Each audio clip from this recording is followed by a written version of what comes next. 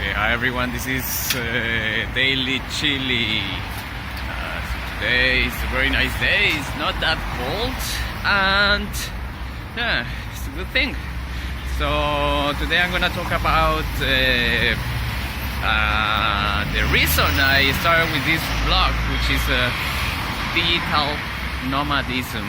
So digital nomads are people that can work anywhere as long as they have internet connection, so especially in the marketing area, or designers, like marketers, or people that sell stuff online.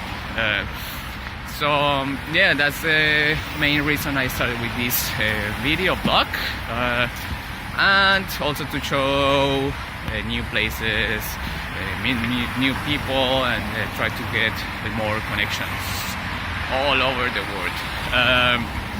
So if you want to know more about this topic, I recommend a book called Rework by the guys from the 67 Signals. So it's a company that they do a software called Basecamp. It's a project management software, which is pretty good. And basically they have a company based, I think it's in Boston, and they do this kind of, one of the core values in the company is to hire digital nomads. So I think it's more than 67%,